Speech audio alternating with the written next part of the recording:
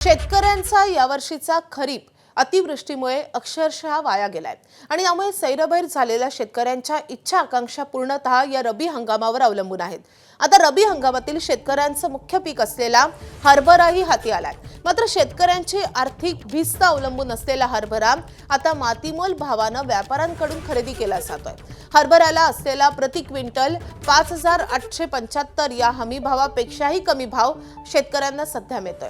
प्रति क्विंटल मागे 800 ते 1000 रुपयांची शेतकऱ्यांची लूट केली जाते।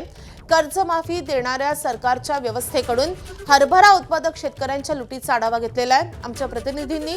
आपण पाहूया। अतिवृष्टीमुळे हातून खरीप गेला आणि शेतकऱ्यांच्या सर्व आशा होत्या त्या रब्बीवर आणि रब्बीतलं मुख्य पीक असलेल्या हरभऱ्यावर। मात्र अकोला कृषी उत्पन्न बाजार समितीत हरभऱ्याचे भाव पडले गेलेत किंवा पाडले गेलेत असं शेतकऱ्यांचं म्हणणं आहे। हरभऱ्याचा हमी भाव जो आहे तो 5875 रुपये मात्र अकोला बाजार समितीमध्ये शेतकऱ्यांना भाव मिळतो तो 4900 ते 5100 रुपयांपर्यंत, म्हणजे जवळपास हमी भावाच्या 700 ते 800 रुपये कमी जे पैसे आहेत ते शेतकऱ्यांना मिळत आहे।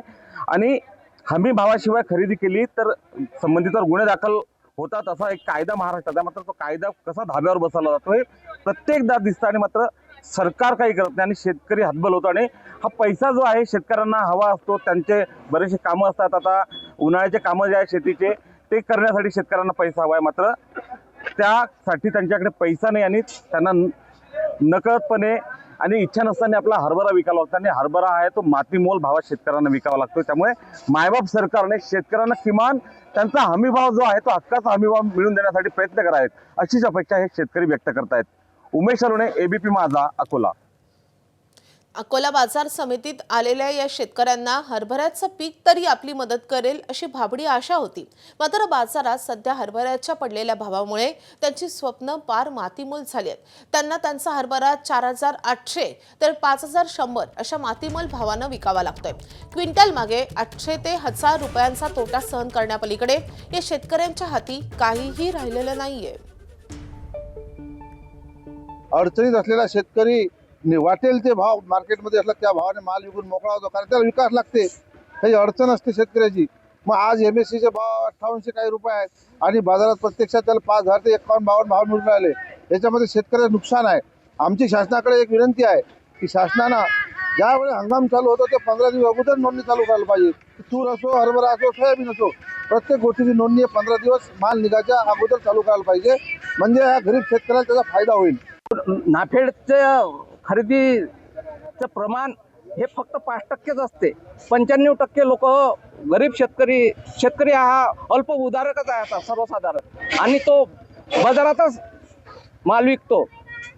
काही जणाले तर अजून नोंदणी कशी करावं हे पण समजत नाही, त्यामुळे आपला माल झाला तो बाजारात घेऊन येतो, पण बाजारातच व्यवस्थित भाव पाहिजे, शासनानं देईल अशी आमची हे आहे।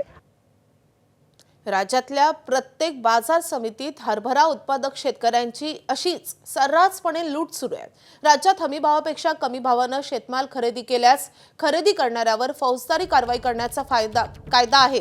मात्र हा कायदा फक्त कागदोपत्रीच असल्यानं व्यापारी आणि दलालांचं चांगलंच फावतंय आणि त्यामुळे हरभरा खरेदीत व्यापारी आणि सरकारच्या माध्यमातून मोठा घोटाळा होत असल्याचा आरोप शेतकरी नेते रविकांत तुपकरांनी केलाय। सरकारनं ही लूट थांबवली नाही तर याविरोधात राज्यभरात मोठं आंदोलन उभारण्याचा इशारा त्यांनी सरकारला दिलाय।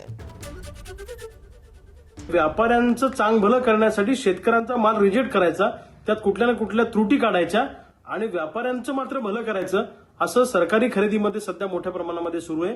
एका बाजूला सरकार कर्जमाफीची घोषणा करतं आणि दुसऱ्या बाजूला हरभऱ्याच्या खरेदीमध्ये प्रति क्विंटल 1000 रुपये त्रुटीप्रमाणे शेतकऱ्यांना प्रायव्हेट मार्केटमध्ये हरभरा विकावा लागतो।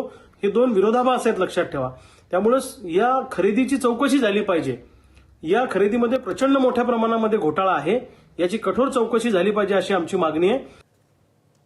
तर मागील 5 वर्षातील हरभरा पिकाचा हमी भाव आणि 5 वर्षातील महाराष्ट्रातील हरभरा पिकाचे लागवड क्षेत्र किती होतं आपण पाहूयात ग्राफिक्सद्वारे। तर 2021-22 मध्ये हमी भाव होता 5230 रुपये। 2022-23 मध्ये हमी भाव होता 5335 रुपये। 23-24 मध्ये हा हमी भाव पोहोचला 5440 रुपयावर। तर 24-25 मध्ये हमी भाव झाला 5650 रुपये। तर 25-26 मध्ये हा हमीभाव झालाय 5,875 रुपये.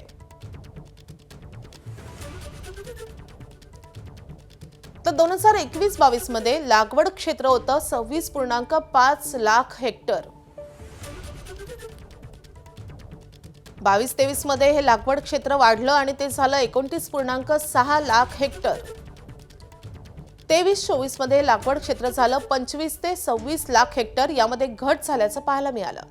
24-25 मध्ये लागवड क्षेत्र 24 ते 25 लाख हेक्टर इतकं होतं.